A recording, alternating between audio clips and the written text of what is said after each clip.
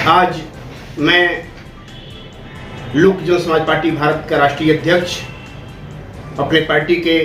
एजेंडे को सामने रखते हुए मैनिफेस्टो जारी कर रहा हूं, जो इस तरह का हम लोगों का मैनिफेस्टो होगा, जिसमें हम तमाम चीज़ें देश की जनता को देने जा रहे हैं और ये मैनिफेस्टो आज जारी कर रहे हैं, जो 2024 लोकसभा चुनाव का मैनिफेस्टो होगा। महोदय, आप सब लोगों को जानकारी के लिए मैं बता दूं कि हमारी पार्टी लोक जन समाज पार्टी भारत पूरे देश में 30 सीटों पर चुनाव लड़ने जा रही है, जिसमें मुख्य रूप से उत्तर प्रदेश में 25 सीटों पर चुनाव लड़ेंगे और मध्य प्रदेश में 2 सीट पर,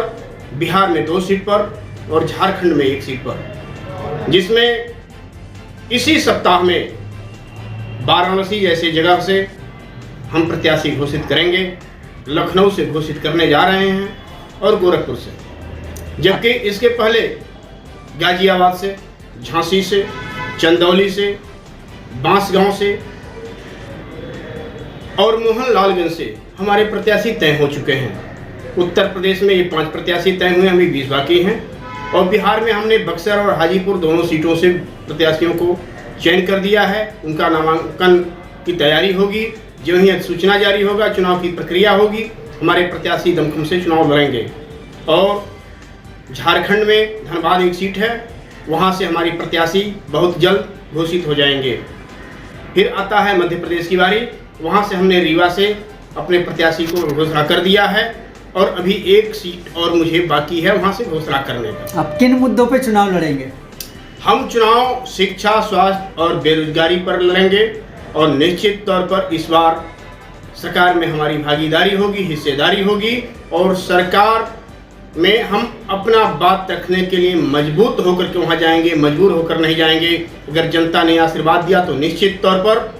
जनता के हित का कार्य 2024 के बाद लोक जन समाज पार्टी भारत स्वयं अक्षरों में लिखने का कार्य करेगी। चुनाव के दौरान ये सब वादे तो सभी पार्टियां करती हैं, लेकिन चुनाव के बाद सबकी बातें जो है और जो घोषणाएं हैं वो सब खोखले निकल जाते हैं वादे, उस पर आप क्या कहेंगे? आपको बता दूं कि हमारी पार्टी अभी 2020 की बनी हुई पार्टी है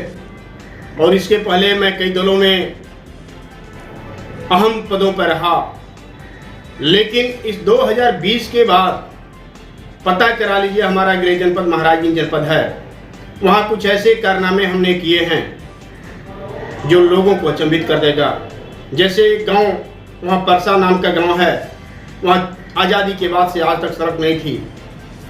लेकिन सड़क हमने दिया। शासन सत्ता में नहीं रहने के बाद भी लड़ करके, बवाल करके, लोगों से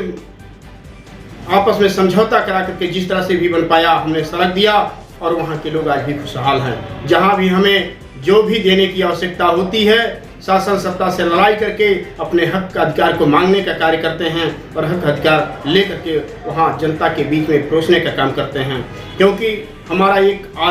आदत नहीं बल्कि ये समझ लीजिए हमारे जीवन का एक अहम हिस्सा है कि लोगों को जिद है कि लोग उनके नाम से जाने और हमें तो जिद है कि लोग हमारे काम से जाने, हमारे काम से जाने। इसी के साथ हम चुनाव लड़ेंगे।